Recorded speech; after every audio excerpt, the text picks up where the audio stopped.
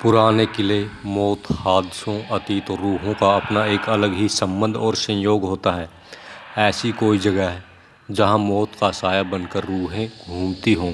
उन जगहों पर इंसान अपने डर पर काबू नहीं कर पाता और एक अजीब सी दुनिया के सामने, जिसके बारे में कोई अंदाज़ा नहीं होता, अपने घुटने टेक देता है।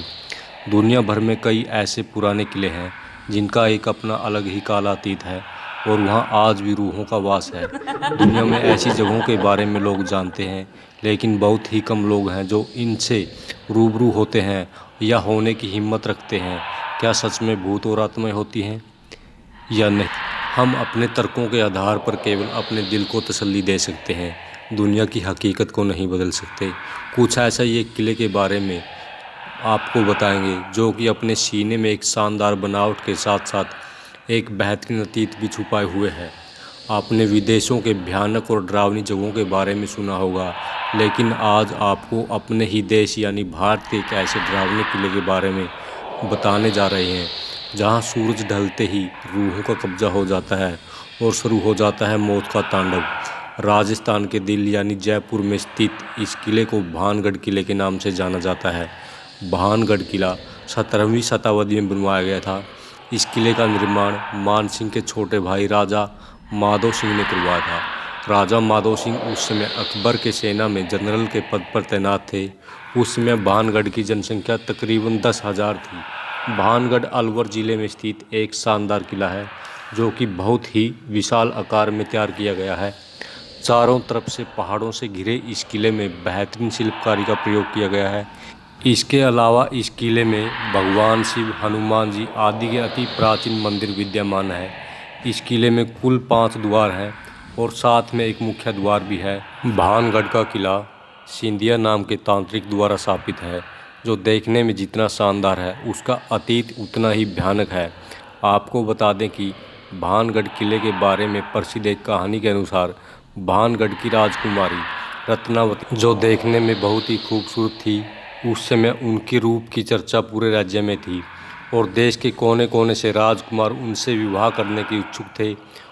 उसी दौरान वो एक बार किले से अपनी सखियों के साथ बाजार में जाती है और वह एक इत्र की दुकान पर पहुंची और इत्रों को हाथ में लेकर उसकी खुशबू ले रही थी। उसी समय दुकान से कुछ ही दूरी पर सिंधिया नाम का एक व्यक्ति राजकुमारी को बहुत ही गौर से देख रहा था। सिंधिया उसी राज्य में रहता था और वो काले जादू का महारथी था। ऐसा बताया जाता है कि वो राजकुमारी के रूप का दीवाना था और उनसे बेहद प्रेम करता था और किसी भी तरह राजकुमारी को हासिल करना चाहता था। इसलिए उसने एक दुकान के पास जाकर एक इत्र के बोतल, जिसे राजकुमारी पसंद कर रही थी, उसने उस बोतल पर काला जादू कर दिया, जो राजकुमारी के वशीकरण के लिए किया गया था। राजकुमारी रत्नावती ने उस इत्र के बोतल को पास के एक पत्थर पर पटक दिया। पत्थर पर पटकते ही वो बोतल टूट गई और सारा इत्र पत्थर पर बिखर गया। इसके बाद वो पत्थर फिसलते हुए उस तांत्रिक सिंधिया के पीछे चल पड़ा और तांत्रिक को कुचल दिया, जिसे उसकी मौके पर ही मौत हो गई। मरने से पहले तांत्रिक ने श्राप दिया कि इस किले में रहने वाले लोग जल्द मर जाएंगे और वो दोबारा जन्म नहीं ले सकेंगे और ताउम्र उनकी आत्माएं इस किले में भटकती रहेंगी।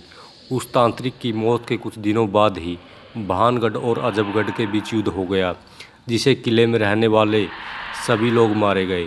यहाँ तक कि रानी रत्नावती भी उस श्राप से बच नहीं सकी और उनकी भी मौत हो गई। एक ही किले में एक साथ इतने बड़े कत्लेआम के बाद वहाँ मौत की चीखें गूंज गई और आज भी उस किले में उनकी रूहें घूमती हैं। किले में सूर्यास्त के बाद आना मना है। फिलहाल इस किले की देखरेख भारत सरकार द्वारा की जाती है। ASI ने सख्त हिदायत दे रखी है कि सूर्यास्त के बाद इस किले में किसी भी व्यक्ति के रुकने की मनाही है।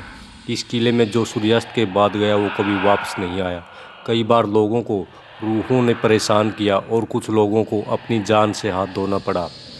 एक बार भारत सरकार ने अर्धसैनिक बल की एक टुकड़ी यहाँ लगाई थी ताकि इस बात की सच्चाई को जान सके, लेकिन वो भी असफल रहे। कई सैनिकों ने रूहों के उस इलाके में होने की पुष्टि की थी। आज भी इस किले में जब आप अकेले होंगे तो तलवारों की टंकार और लोगों की चीख को महसूस कर सकते हैं। इसके अलावा इस किले के भीतर कमरों में महिलाओं के रोने या चूड़ियों के खनकने की आवाज़ साफ सुनाई पड़ती है। किले के पिछले हिस्से में जहाँ एक छोटा सा दरवाज़ा है, उस दरवाजे के पास बहुत अंधेरा रहता है। कई बार वहाँ किसी के बात करने या एक विशेष प्रकार की गंध को महसूस किया जा सकता है। वहीं किले में शाम के वक्त बहुत ही सन्नाटा रहता है और अचानक ही किसी के चीखने और भयानक आवाज़ इस किले में सुनाई देना आम बात है। तो आज के लिए इतना ही दोस्तों। नमस्कार, धन्यवाद।